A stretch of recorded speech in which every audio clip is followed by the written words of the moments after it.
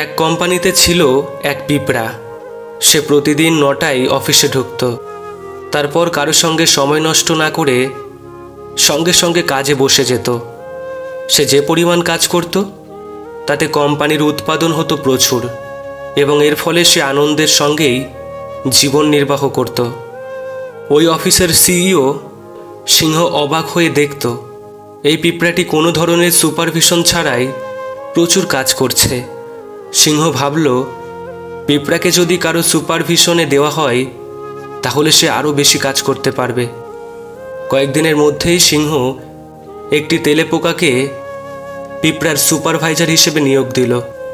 Supervisor হিসেবে এই তেলেপোকাটির ছিল দীর্ঘদিনের অভিজ্ঞতা, আর সে দুর্দান্ত রিপোর্ট লিখতে পারত।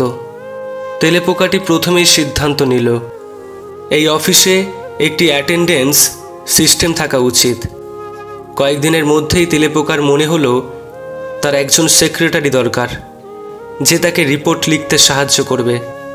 সে একটা মাকড়সাকে নিয়োগ দিল এই কাজে, যে সব ফোন কল মনিটর করবে আর নথিপত্র রাখবে।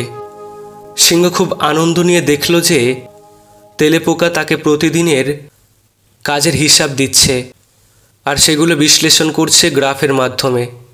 ফলে খুব সহজেই উৎপাদনের ধারা সম্পর্কে ধারণা নেওয়া যাচ্ছে, এবং সিংহ সেগুলোকে বোর্ড মিটিংয়ে প্রেজেন্টেশন আকারে পেশ করে বাহবা পাচ্ছে। কিছুদিনের মধ্যেই তেলেপোকার একটি কম্পিউটার ও লেজার প্রিন্টার প্রয়োজন হলো, এবং এগুলো দেখভালের জন্য আইটি ডিপার্টমেন্ট গঠন করলো।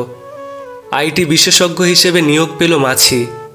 আমাদের কর্মী পিঁপড়া প্রতিদিন অফিসে এসে প্রচুর কাজ করে মনের সুখে গান গাইতে গাইতে বাসায় ফিরল। তাকে এখন প্রচুর পেপার ওয়ার্ক করতে হয়। সপ্তাহের 4 দিনই নানা মিটিংয়ে হাজিরা দিতে হয়। নিত্যদিন এইসব ঝামেলার কারণে কাজে ব্যাঘাত ঘটায় উৎপাদন কমতে লাগলো, আর সে বিরক্ত হতে লাগলো। সিংহ সিদ্ধান্ত নিল পিঁপড়া যে বিভাগে কাজ করে সেটাকে একটা আলাদা ডিপার্টমেন্ট ঘোষণা করে সেটার একটা ডিপার্টমেন্ট প্রধান নিয়োগ দেওয়ার এটাই উপযুক্ত সময়। সিংহ ঝিঝি পোকাকে ওই ডিপার্টমেন্টের প্রধান হিসেবে নিয়োগ দিল। ঝিঝি পোকা প্রথম দিন এসেই তার রুমের জন্য একটা আরামদায়ক কার্পেট ও চেয়ারের অর্ডার দিল। কয়েকদিনের মধ্যেই অফিসের জন্য স্ট্র্যাটেজিক প্ল্যান তৈরি করতে ঝিঝি পোকার একটি কম্পিউটার ও ব্যক্তিগত সহকারীর প্রয়োজন হলো।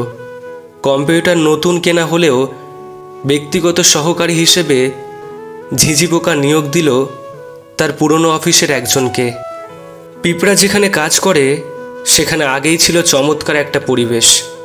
এখন সেখানে কেউ কথা বলে না, হাসে না, সবাই খুব মনমরা হয়ে কাজ করে।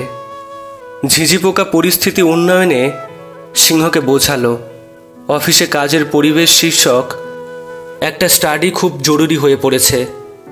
পর্যালোচনা করে সিংহ দেখতে পেল পিঁপড়ার বিভাগে উৎপাদন আগের তুলনায় অনেক কমে গেছে।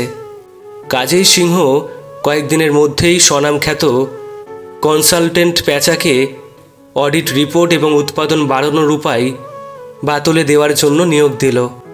প্যাঁচা 3 মাস পিঁপড়ার ডিপার্টমেন্ট মনিটর করল, সবার সঙ্গে 1 to 1 কথা বলল। তারপর বেশ মোটাসোটা একটা রিপোর্ট পেশ করল সিংহের কাছে। ওই রিপোর্টের সারমর্ম হলো এই অফিসে প্রয়োজনের তুলনায় কর্মী বেশি, কর্মী ছাঁটাই করা হোক। পরের সপ্তাহেই বেশ কয়েকজন কর্মী ছাঁটাই করা হলো। বলুন তো, কে সর্বপ্রথম চাকরি হারালো? ওই হতভাগা পিঁপড়া। কারণ প্যাঁচার রিপোর্টে লেখা ছিল ওই কর্মীর মোটিভেশনের ব্যাপক অভাব রয়েছে এবং সর্বদাই নেতিবাচক আচরণ করছে, যা অফিসের কর্মপরিবেশ নষ্ট করছে।